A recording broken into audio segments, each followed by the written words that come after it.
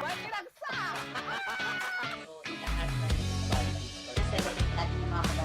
Paano ba nabuo or nagsimula ang tubo? Hello, besties!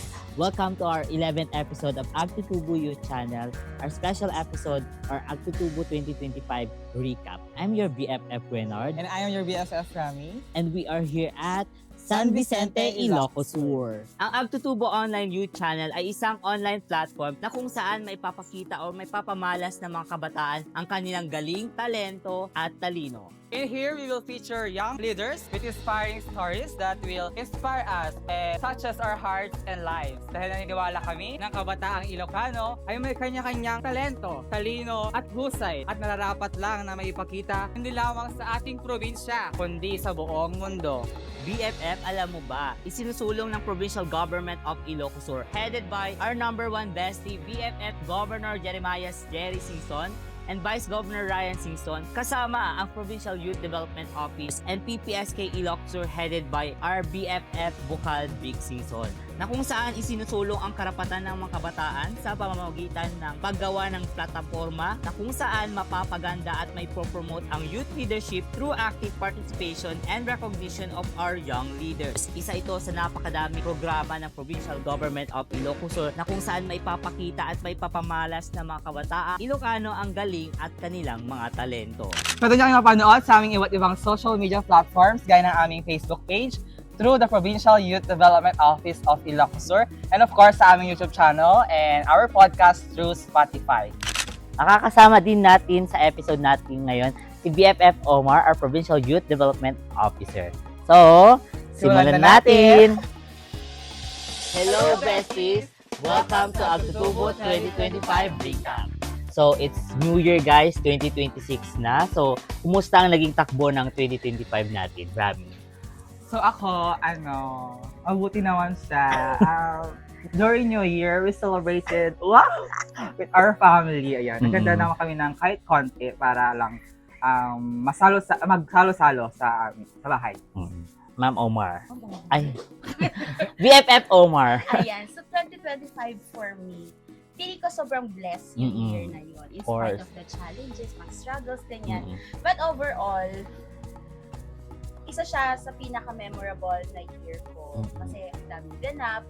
And then, during the Christmas break, syempre, it's my favorite holiday of the year. Of course. So, very packed pa din. Prepared kami kasi sa bahay every time. Wow, na, grabe. Every time na mag-Christmas or New Year, isa yun sa mga talagang prepare namin. And I see sa mga stories nyo, BFF, ang laki ng family nyo. Like, ang daming mga tao, and parang festive tignan. Ganon din sa amin, like, nag-celebrate din kami ng New Year and Christmas with my family. And parang reunion na rin. So, parang yung Christmas and New Year, time talaga for family. So, it's a good thing din na kahit yung 2 to 3 weeks na bakasyon natin is nakapag-spend with our friends and families. So, ano yung nilook forward natin for 2026 for your career and for the youth of Ilocos Sur na rin at the same time? BFF. Ako, nilolook forward ko pa din, of course, growth. Improvement, mga ganon. Tapos yung mga New Year's resolution ko last year, I hope this year matupad na. Ma-renew diba? or... Kasi although nadagdagan siya, and then may mga dising kasi not everything na nandoon is na-accomplish last year. So for this year, yun pa din ang hini-hope ko. Growth, happiness, of course, good health, and wealth din. Not Yes. just for me, but for my family, and syempre yung mga people surrounding me. Rami. Okay, yung nilook forward ko, yun nga, more programs, kasi nga, sabi nga ni Ma. And BFF, yung mga programs kami na hindi nakanda last year. So, hoping this year, pupush namin yung mga iba't ibang programs para sa mga kabataan. And siguro, thankful din ako na na-renew ako dito sa youth development. Para sa sarili ko naman, this 2026 talaga, sinabi ko na, sarili ko muna. Ako naman muna. Wow! Claiming 2026. Yeah, sarili ko muna. No boys muna. Sorry, guys. Ayun lang, sarili ko muna this 2026. Siyempre, ang nilook forward ko din this 2026 is makapag-conduct tayo ng maraming program for the youth of Ilocos Sur. And at the same time, especially itong Agtutubo Youth Channel is marami tayong magiging guests and makakapag-inspire tayo ng mga Agtutubo and makakarinig tayo ng mga stories from the youth also. So, for this episode, magre-recap tayo sa mga naging episodes natin for last year. So, simulan na natin ang recap. So, bago muna yun, paano ba nabuo or nagsimula ang Agtutubo Online Youth Channel? Last 2025, mga March, no, linaunch natin yung Agtutubo Online Youth Channel with the aim na para mas makita pa, sabi nga natin dun sa intro, may pakita natin ang galing, talino at talento ng kabataang Ilocano. Not only here dito sa Ilocos Sur, but worldwide. Kasi tayo, no, matagal na natin nakakapanayam yung mga kabataan. So nakikita natin kung gaano sila kagaling, gaano sila kahusay sa kanilang mga larang. So gusto nating mas mapalakas pa at mapaigting ang boses ng mga kabataan through this online channel. Kasi madami nang nakikilalang mga kabataan dito sa Ilocos Sur. Pero hindi natin alam, mas madami pa pala yung mga kabataan parang low-key lang na hindi nakikilala kasi hindi walang enough features, walang masyadong nakikipag-usap sa kanila, hindi sila, yun nga, naipapakita sa buong mundo. So yun yung pinaka-main purpose talaga ng online channel na ito, para magkaroon ng avenue or platform yung mga kabataan para maipakita nila to showcase what they have. Kasi tulad ninyo, no, ang gagaling ninyo, ang gagaling natin. So, lahat yan, nararapat lang na ipakita sa mga tao para na din mas ma-inspire pa yung mga kabataan to be themselves and to excel. Of course, syempre, nakita naman natin last year yung mga set of guests natin. Pag-uusapan natin yun mamaya. So, talaga ang Agtutubo Youth Channel is to give platform sa mga kabataan nating Ilocano. Nandito man sila or sa ibang lugar, at least dala-dala nila yung probinsya nila na Ilocos Sur. And it's good, no, kasi nga, di ba, yung mga kabataan is mga techno-savvy or tech-savvy, sabi nila. Mga ano sila mga gadget sila So, it's good din na platform na ito kasi nga, talagang may manonood kasi yun yung hawak natin cellphone, laptop. So, simulan na natin ang recap natin na kung saan nung pilot episode ng Agtutubo Youth Channel. Mag-start tayo nung March, which is Women's Month Celebration, kung saan ang naging guest natin is si Miss Ilocos Sur 2025, Joanna Frances Batalam. Sa episode na yun, mga BFF, ano yung mga naging takeaways natin or natutunan natin kay Joanna Frances, si Miss Ilocos Sur 2025? Ako yung sinabi niyang parang if pag ina-attract mo talaga, or minamanifest, kakato, kasi nga sabi nga doon sa 3 laws of motion. Wow! Sa law of acceleration. Wow! Parang same siya sa law of acceleration. Sabi nga sa law of acceleration, in every action, there is an opposite and equal reaction. So kapag sinamahan mo talaga ng action, sipag, tiyaga, yung isang bagay na gusto mo, makakamit mo yun. Yun yung sabi ng law of acceleration. And yun yung natutunan ko sa kay Miss Joanna. Sa akin naman, of course, aside from being Miss Ilocos Sur, Miss Joanna was able to share yung naging journey niya for her sa kanyang leadership. So, na-share niya yung mga endeavors niya, mga volunteering activities niya before joining Miss Ilocos Sur. That even before pa, talagang active na siya bilang isang youth leader. So, hindi lang baling episode na yun talaga, hindi lang nag-focus sa women empowerment, but also empowering her fellow kabataan by showcasing yung mga programs and activities na pinupuntahan niya, mga roles na ginagampanan niya, which is very vital para sa ating mga. So, yun nga. Very empowering si Miss Joanna Frances Batalam. And nung last June or July ata, nakisali din siya ng Binibining Pilipinas. True. Na-represent niya ang ating probinsya. Yes. So, Piling ko ganun talaga yung mag-manifest. If you can remember yung recording natin noon, na-manifest niya na sabi niya, siya yung susunod. I mean, makakapasok siya sa competition na yon. And then, here comes June. The power of manifestation. So, pumunta naman tayo ng April, Literature Month. Ang naging guest natin ay isang manunulat na kabataan from Ilocos Sur na si ang ating BFF Eman Kilala. Kung saan sinulat niya ang librong Things I Wrote Instead of Killing Myself. Ano yung masasabi mo doon sa episode na yun, BFF? Yung talaga, yung kahalagahan, yung importance ng journaling talaga. Simple lang siyang gawin pero sobrang laking tulong talaga doon sa tao na sumusulat. Kasi before din, meron akong diary talaga. Everyday sinusulat ko kung ano yung naramdaman ko, ano yung ginawa ko sa buong araw, and ano yung nilook forward kong gagawin sa next day. And every end of the year, binabasa ko yun, and then sinusunog ko, or pwede nyo ding i-keep, pwede nyo ding subukan yung ganong journaling. So going to May episode, na naging guest natin si Mr. Jack Bukol, na isang advocate ng loom weaving, especially Sabel. Last year sa buwan ng May, we focus sa Heritage Month, na kung saan ang naging guest natin na isang strong advocate ng loom weaving, specifically sa pag-aabil.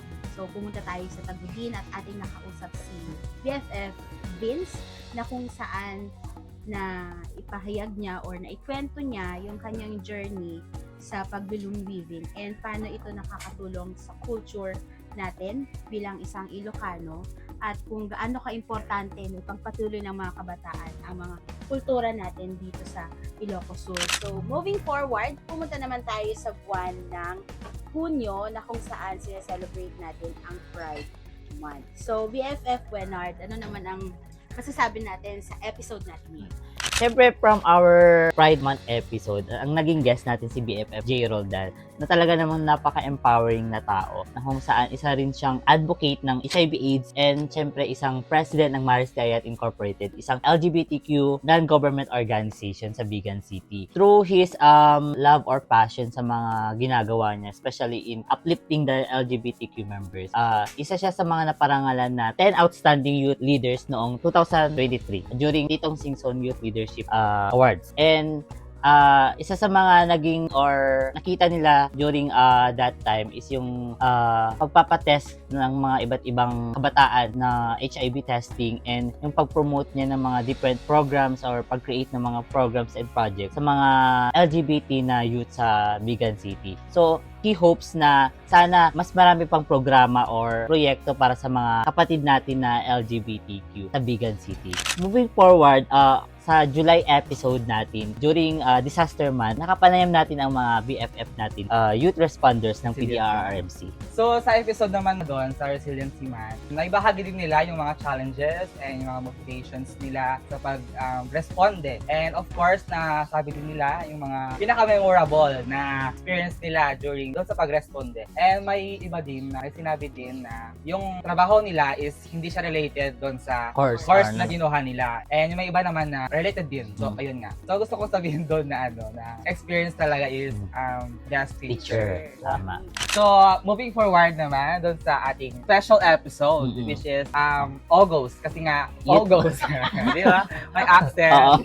August. Ayun nga, kasi nga, International Youth Month. Ano naman masasabi mo, BFF, sa ating special episode? Sa buwan ng August, what makes it a special episode? Kasi aside from the celebration na sineselebrate natin yung mga kabataan, is yung mga naging guest natin. Kasi very diverse. One is an SK, yung isa naman is youth organization, and then yung the other one is local youth development officer. So kung titignan mo, iisa yung pinag-uusapan natin. Pero yung mga ginagawa nila at saka mga idea nila is coming from different perspectives. So doon ay pakita nila yung mga ginagawa nila, nasabi nila kung ano yung mga focus areas din nila, mga challenges din ng mga kabataan, at saka mga proyekto na kanilang isinusulong para mas mapaganda pa ang future ng ating mga kabataan. So aside from that, syempre, ay pamahagi din nila yung relevance ng working with the youth, kung bakit natin lahat ginagawa ito para sa mga kabataan is para walang naiiwan.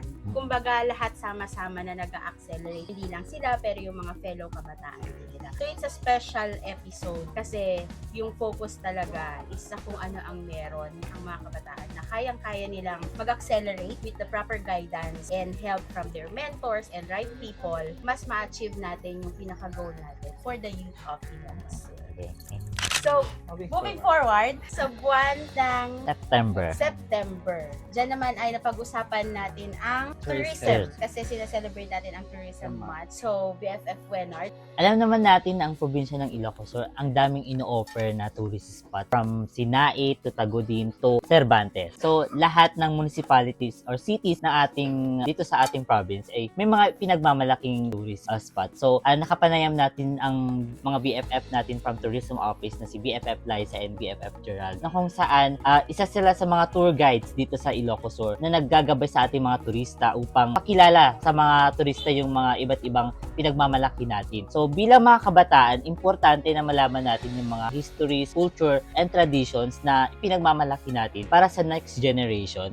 Baon-baon pa rin natin yung mga pinagmamalaki natin. So it's a good thing na nai-involve na yung mga kabataan, and Provincial Government of Ilocos Sur nakapaglungsad din ng program na tour guiding sa mga kabataan, which is natap nila ang mga kabataan natin sa Ilocos Sur para maging volunteer tour guide if ever kailangan natin ng mga tour guide. So it really helps sa mga kabataan para matutunan, at the same time magiging livelihood na rin ng mga participant nito yung tour guiding. So it's a good thing talaga na ang province of Ilocos Sur is a tourism province, I must say.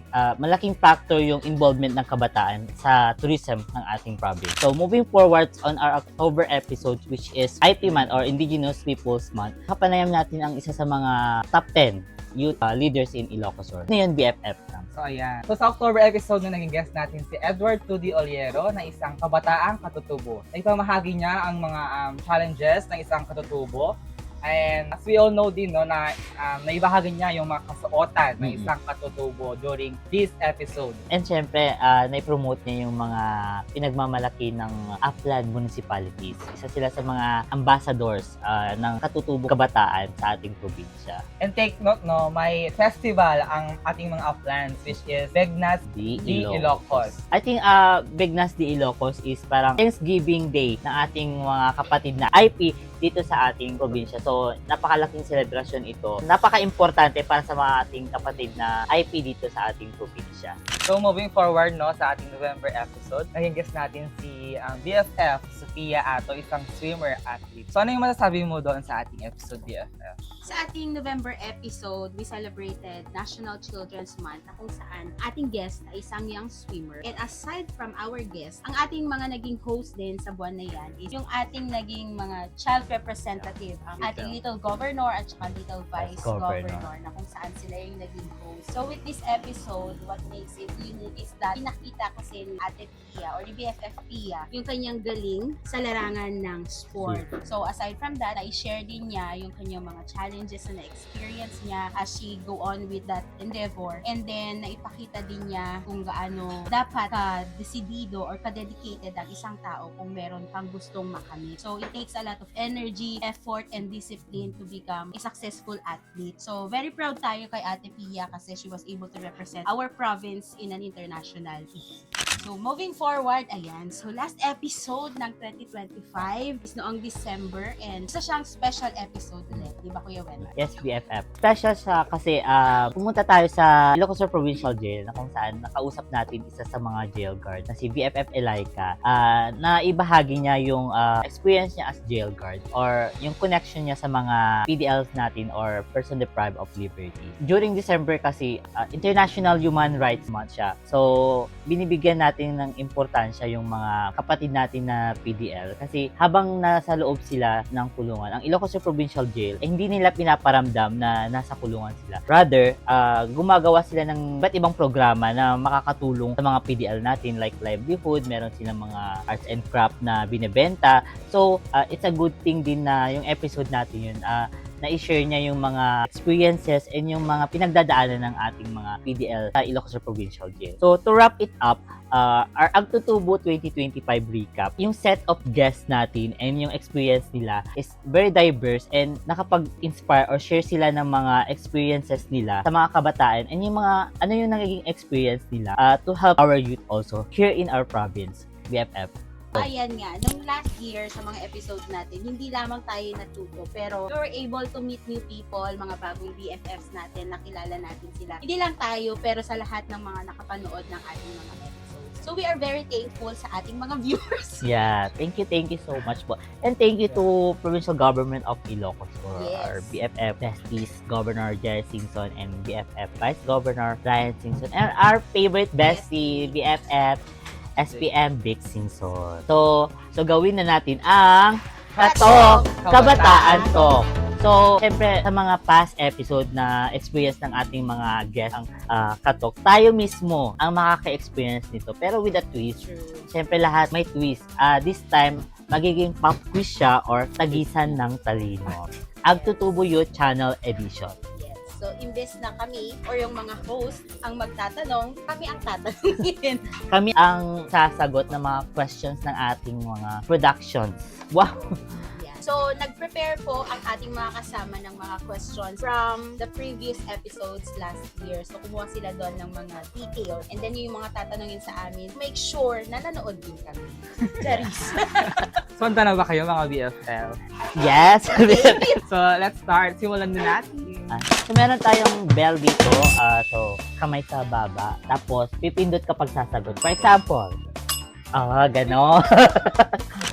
Sino sa mga guests natin ang nagsabi sa isang katagang, we do not give up on your Our BFF from Suyo, si Ma'am... Sino na yun? Hindi lang mo minagan na. BFF Leilani. Seal. Our awardee of Suyo, BFF Elaine. Correct. Wow. ano ang kahulugan ng kanya. Ala! Ako na lahat yun! Personally private. Correct. 110. Wow! Kailan ginaganap ang National Children's Month? November, BFF. Ano ang pangalan ng boss ng focus sa natin? Ay! Sangbay ni Lagsa! Okay. Ano ang tawag sa pagkakataon ng mga English? Oh, mama. Napanggap. Sino sa mga guests natin ang nakarangalan bilang founder of the World Award of Jack Vince. Oh, pasok. Ano ang pamagat ng libro na sinulat niya? Things I wrote instead of killing myself. Correct. Amin lahat sasagot. Oo, lahat Okay. lang. What would you like to accomplish this year? Next question. Okay. Aside for myself, gusto kong maka-accomplish is maka-travel pa. Wow. And yun nga, maka-create pa ng more programs and makontinue yung mga nasimulan na naming program with Provincial Youth Development Office and our PPSK Ilocos Office. And yun, makapag-participate ang mga iba't ibang kabataan and ma-reach pa natin yung mga kabataan natin dito sa Ilocos. So hopefully this year, marami pang program and project for our youth. Yeah. So yun nga, gaya ng sabi ko kanina, no, more on the self ako. More on building and improving myself. Yes! Sorry. Saka in terms naman sa mga programs, ayun nga, sana lahat ng programs ma-accomplish namin. And ayun nga. For me naman, siguro for the youth, gusto kong ma-accomplish is that mas madami pa sanang na-involve na youth sa mga programs natin, initiatives, at mas marami pa tayong matap na mga kabataan at partners natin sa ating mga youth leaders. Kasi gusto kong mas mapalawak yung mga opportunities or mabigyan sila ng mas marami pang opportunities to excel. Kasi alam naman natin na yung mga kabataan is not limited yan. So I think what they need is opportunities where they could explore and express their potential. So yun, for this year, more kabataan na makapag-engage sa mga iba't ibang programa, hindi lamang sa province, pero even sa kanilang mga community at makapag-build up din sila ng kanilang mga network and programs as well. So, dyan na nagtatapos ang ating special episode ng Agtutubo Youth Channel. Sana nag-enjoy kayo sa 2025 recap natin. Hopefully this year, may marami pa tayong makikilalang mga kabataan na magbabahagi ng kanilang mga kwento, talento or talino para sa mga kabataang Ilocano. Maraming salamat po sa management ng Coffee Break San Vicente for letting us shoot here sa kanilang napakagandang coffee shop. Ang sarap ng mga inom, naubos ko yung aking caramel macchiato, yung dry guys. And of course, the provincial government of Ilocos were headed by our BFF Governor Jerry Singson, BFF Vice Governor Ryan Singson, and our favorite bestie, BFF Vic Singson. Pwede nyo kami mapanood sa aming iba't ibang social media platforms gaya ng aming FB page, which is Provincial Youth Development Office of Ilocos Sur na ngayon. And of course, sa aming YouTube channel and our podcast through Spotify. Follow, like, and subscribe! At dyan na po nagtatapos ang ating special episode ng Agtutubo Youth Channel. I'm your BFF Wenard. I am your BFF, Rami. And I'm your BFF, Omar. And we are your Agtutubo Besties for the youth of Ilocos Sur. Hey!